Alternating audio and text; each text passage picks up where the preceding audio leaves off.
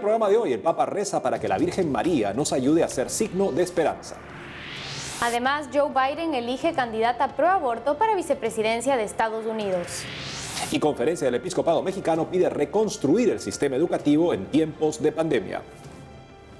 Hola amigos, bienvenidos a EWTN Noticias, soy Silvia Ordóñez. Qué gusto que estén con nosotros, soy Eddie Rodríguez Morel. Iniciamos el programa contándoles que con motivo de la próxima celebración de la solemnidad de la Asunción de la Virgen, el Papa Francisco le rezó a María para que sea signo de esperanza en los fieles. Veamos. El Papa Francisco recordó que el próximo 15 de agosto, la Iglesia celebrará la solemnidad de la Asunción de la Virgen María, por lo que rezó para que ella nos ayude a ser signo de confianza y de esperanza. Después de pronunciar su catequesis en italiano en la audiencia general del pasado miércoles 12 de agosto, el Santo Padre le dijo a los fieles de lengua inglesa que confía en la intercesión de la Virgen María, para que ella sea la guía en su peregrinación hacia la plenitud de las promesas de Cristo. En esa línea, le explicó a los fieles de lengua alemana que la Asunción de María revela la sublime dignidad que Dios ha otorgado al hombre, por lo que los invitó a pedirle al Señor la gracia de la humildad de su sierva, para que Él pueda hacer grandes cosas también en ellos. Luego, el vicario de Cristo destacó a los fieles de lengua portuguesa que la vida es realmente un regalo maravilloso. Por ello, pidió que la Virgen María les vigile su camino y los ayude a ser signo de confianza y esperanza en medio de sus hermanos. Finalmente, el Santo Padre recordó a los fieles franceses que la Virgen de la Asunción es la patrona de Francia y pidió que la Madre fortalezca su fe y su esperanza y les ayude a contrastar siempre el egoísmo, la indiferencia y el individualismo para construir una sociedad fraterna y solidaria.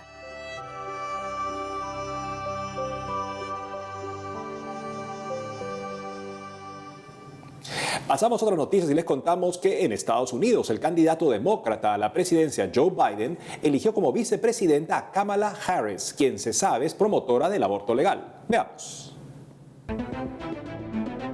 Esta semana, el candidato demócrata a la presidencia de Estados Unidos, Joe Biden, anunció a través de su cuenta de Twitter que eligió como candidata a la vicepresidencia a la senadora por California, Kamala Harris, quien se sabe es promotora del aborto legal y de la legalización de la marihuana.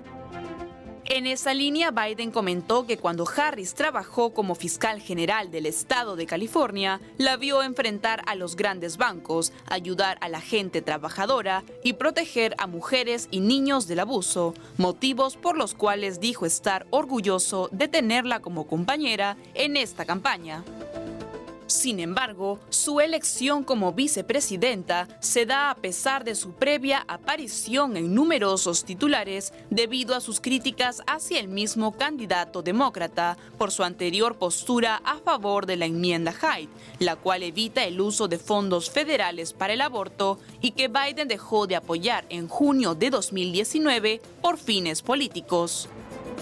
Cabe resaltar que Kamala Harris es la primera mujer negra en ser elegida como candidata a vicepresidente en uno de los partidos mayoritarios de Estados Unidos. Como promotora del aborto legal, ha presionado a Joe Biden en esa dirección en los últimos meses.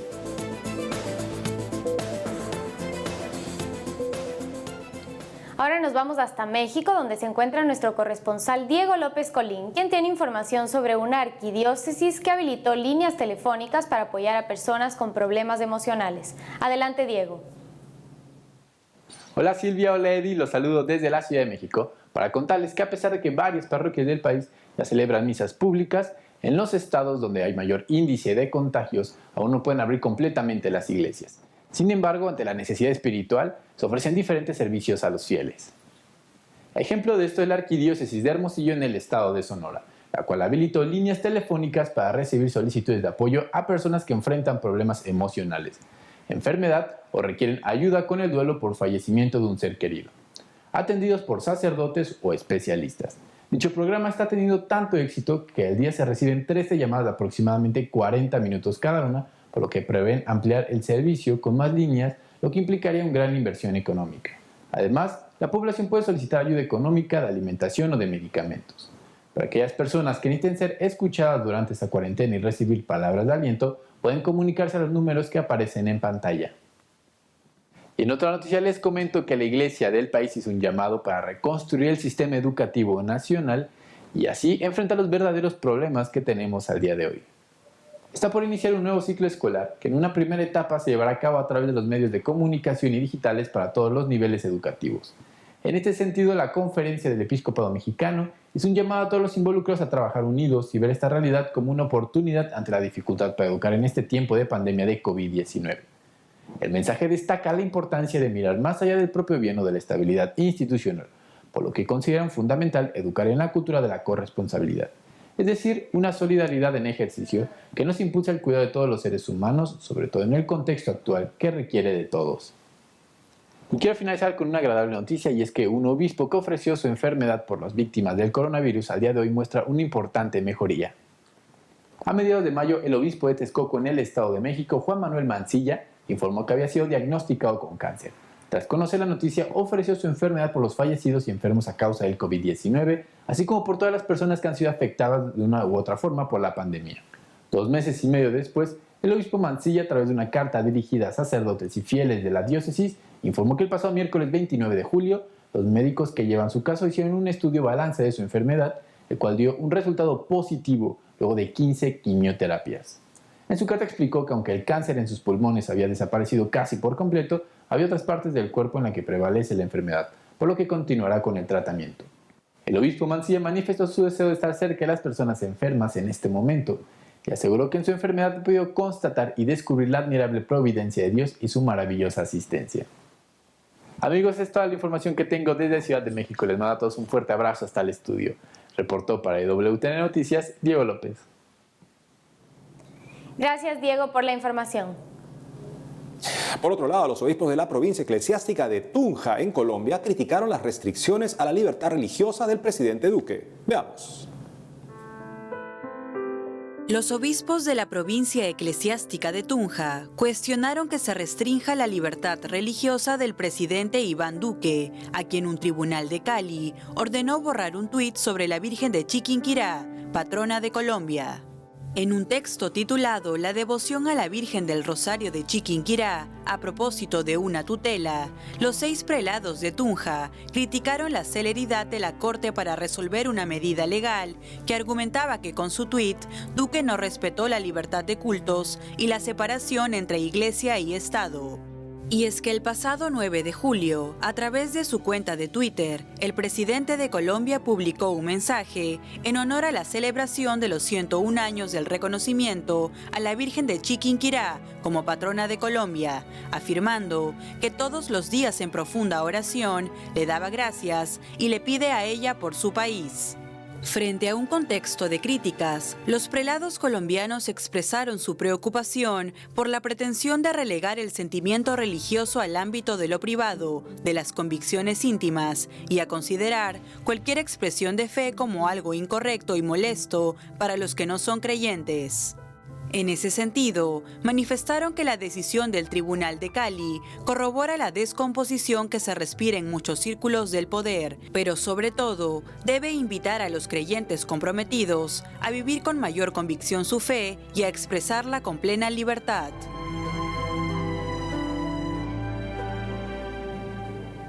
Ahora les contamos que la Red de Universidades Anáhuac ha puesto a disposición un diplomado en tanatología y sentido del sufrimiento, abierto a todas las personas interesadas en ayudarse o ayudar a quienes sufren por el dolor de una pérdida. Para contarnos más detalles sobre este importante tema está conectada con nosotros Margarita Pedreguera González, coordinadora de diplomados en línea del Instituto Pontificio Juan Pablo II. Margarita, bienvenida a EWTN Noticias. Muchas gracias, Silvia, por esta invitación. Saludos a toda tu audiencia. Margarita, cuéntanos por favor cómo así decidieron desarrollar este diplomado en tanatología y sentido del sufrimiento y cuál es su fin. Mira, nosotros somos un instituto fundado el 13 de mayo de 1981. Tenemos 39 años ya ayudando a las personas en su formación, pero actualmente decidimos lanzar este diplomado para que todas las personas interesadas puedan dar algún tipo de acompañamiento ante esta situación de la pandemia actual que estamos viviendo. Son muchos los duelos que se viven, duelos físicos, duelos emocionales, duelos de no poder ir a trabajar a un lugar o a un espacio físico, no podernos reunir con nuestra familia. Entonces, queremos abordar desde diferentes puntos de vista, psicológico, teológico, filosófico, espiritual, esta nueva realidad que estamos viviendo y que es tan necesaria. La gente lo necesita y nosotros queremos ser una herramienta para ayudar a todas las personas que actualmente están sufriendo.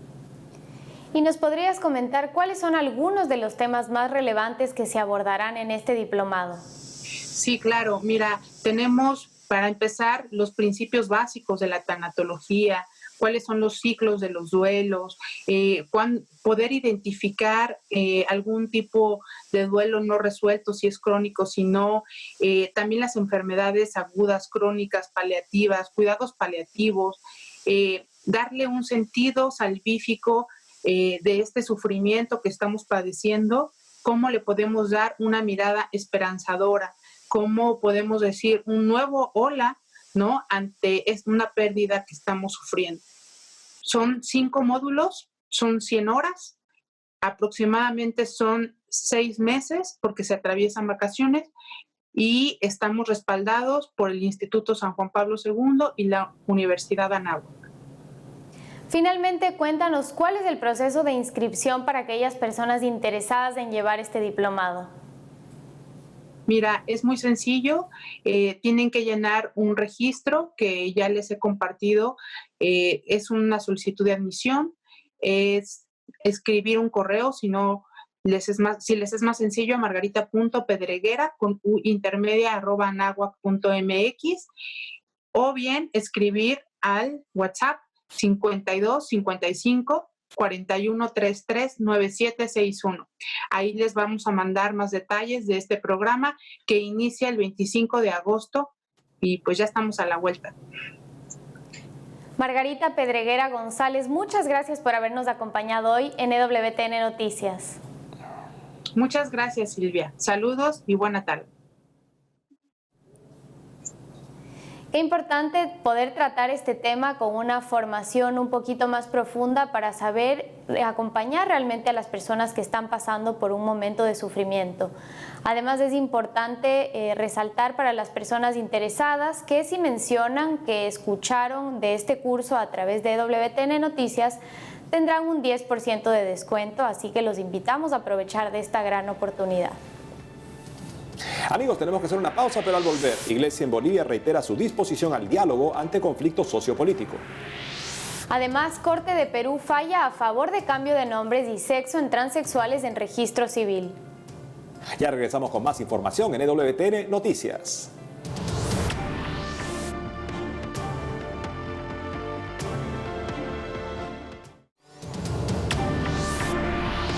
Retornamos al programa y les contamos que la Iglesia en Bolivia reiteró su posición al diálogo ante el conflicto sociopolítico en el país. Conozcamos los detalles. Esta semana, la Conferencia Episcopal Boliviana reiteró su disponibilidad para facilitar el diálogo en el complejo escenario social, político y sanitario que vive el país. Y es que ante la decisión de posponer por tercera vez las elecciones presidenciales, en esta oportunidad para el 18 de octubre de 2020, algunos sindicatos de campesinos, mineros y de otros sectores han bloqueado las principales rutas en 9 departamentos del país para manifestar su rechazo. Como se recuerda, luego de la renuncia del expresidente de Bolivia, Evo Morales, en noviembre de 2019, se instaló Jeanine Áñez como presidenta interina, quien convocó al diálogo entre los actores involucrados y también a la Iglesia Católica como observadora. Frente a este contexto, el secretario general del Episcopado Boliviano, Monseñor Aurelio Pessoa, expresó que este es momento para la solidaridad y la esperanza, por lo que no se debe permitir que se propague el desánimo y el temor. Asimismo, agregó que es la prudencia la que debe de guiar sus actos. Por estas razones, los obispos de la Conferencia Episcopal Boliviana exhortaron a los dirigentes sindicales a deponer actitudes de violencia, levantar los bloqueos y aceptar un diálogo sereno en búsqueda de soluciones.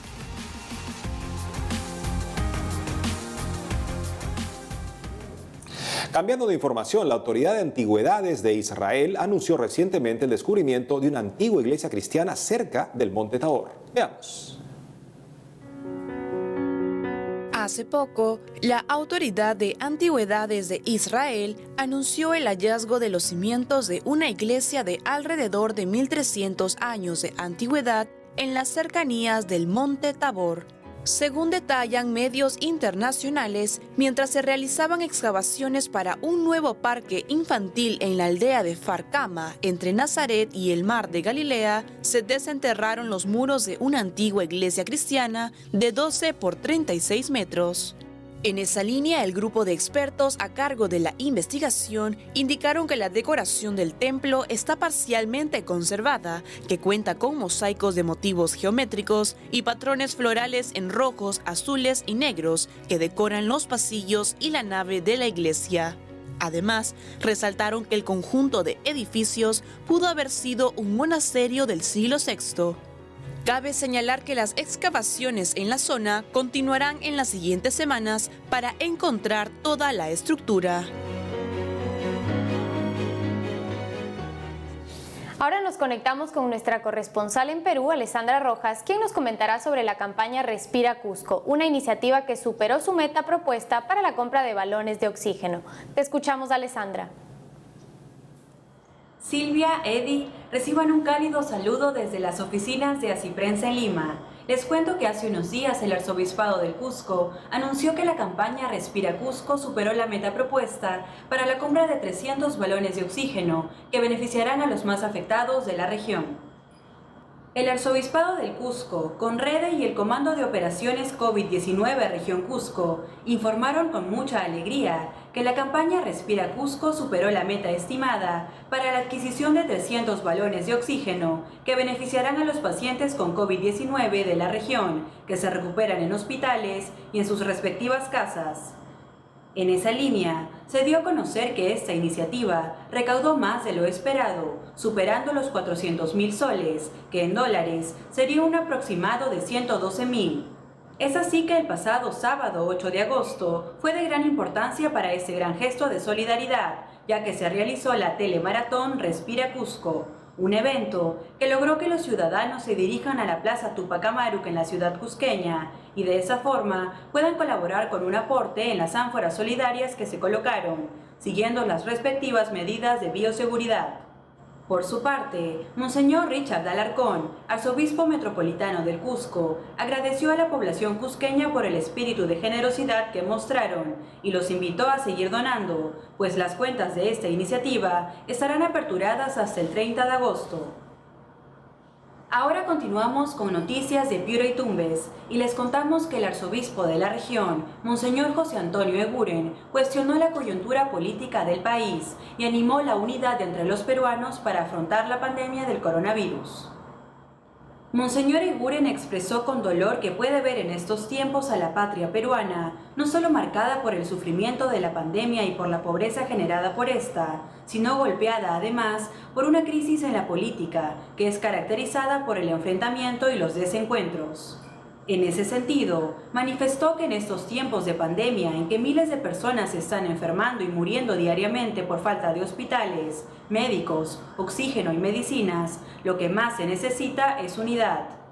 Asimismo, el prelado dijo que se deben dejar de lado los insultos y recriminaciones, los intereses personales y de grupo, para así poder superar juntos los problemas que afligen, y entre ellos el más urgente, que hoy en día es la vida y la salud de los peruanos. Finalmente, Monseñor Eguren señaló que en las actuales circunstancias se debe actuar con la verdad, con transparencia, con mucha humildad y decisión, pero además con mucha fe en Cristo, quien nos dice: no teman, soy yo.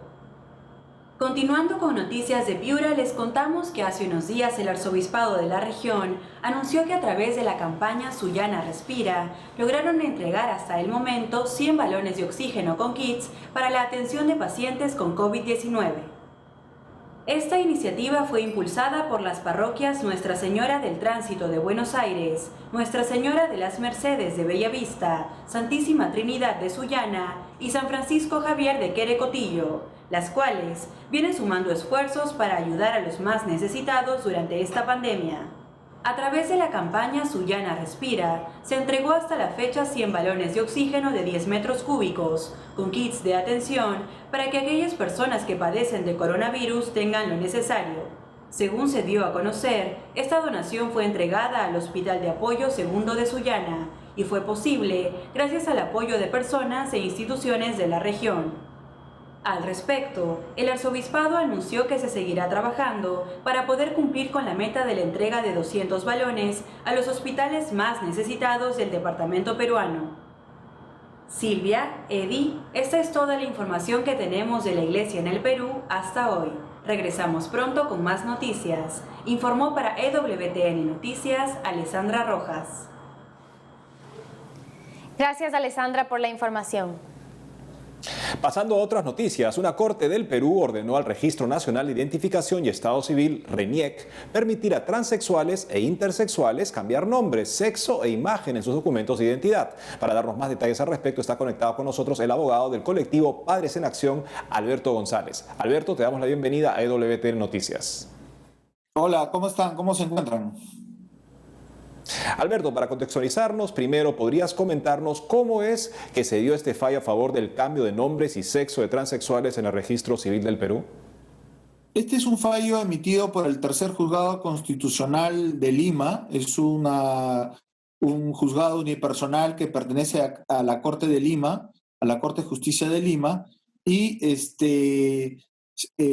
como ya estamos lamentablemente acostumbrados, responde a una serie de demandas de carácter estratégico que realizan toda una serie de asociaciones o grupos activistas de presión que utilizan al Poder Judicial y, lógicamente, con la anuencia de ciertos juzgados para realizar este tipo de demandas que cuestionan todo el ordenamiento jurídico nacional, no solamente en el fondo de la materia, sino también en la forma, porque lo que estas personas hacen es demandar aparentando un proceso constitucional con la finalidad de obtener este tipo de fallos, teniendo en consideración que estamos lamentablemente frente a jueces que, más allá de juzgadores, son activistas de este tipo de, entre comillas, nuevos derechos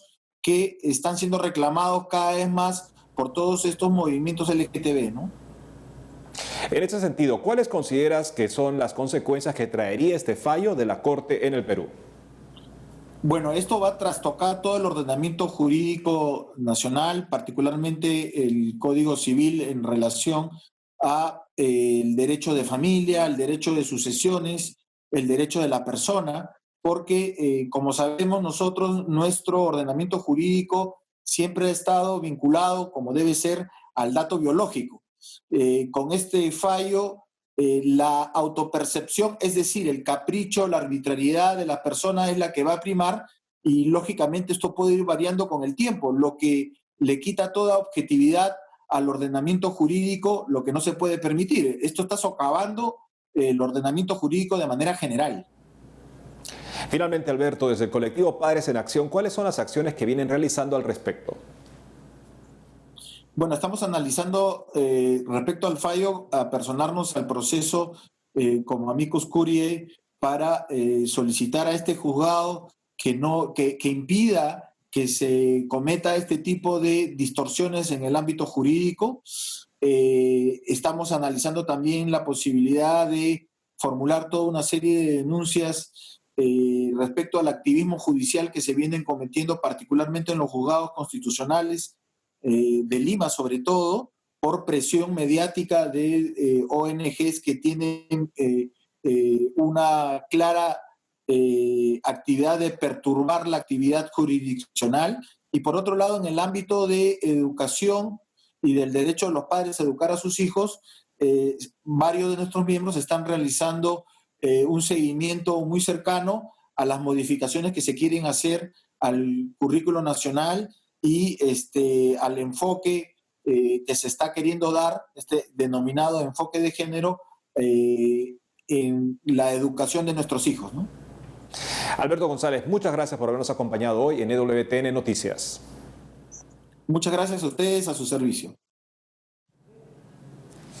Gracias nuevamente, Alberto. Lamentablemente la situación está servida con una Corte Interamericana de Derechos Humanos ideologizada que ya ha avanzado opiniones con respecto al aborto y respecto al matrimonio homosexual o temas LGTB, de modo que algún juez activista en los países miembros del Tratado de San José, que gobierna la Corte Interamericana, deciden un fallo a favor de la agenda y saben que eventualmente serán respaldados con este poder inapelable, ideologizado de la Corte Interamericana de Derechos Humanos. Así es, vemos cómo poco a poco este tema se va difundiendo, lamentablemente en nuestros países también, y por supuesto esto tendrá consecuencias negativas para la familia, para la educación de los niños y en muchos otros ámbitos. Entonces realmente es algo que empieza como una mecha, pero que probablemente se encienda y tenga consecuencias mucho más graves. Así es, católico, despierta y sé consciente de tu altísima responsabilidad social. Y con eso, amigos, hemos llegado al final del programa de hoy. Gracias por haber estado con nosotros. No se olviden de seguirnos en nuestras redes sociales y en wtnnoticias.com. Hasta mañana.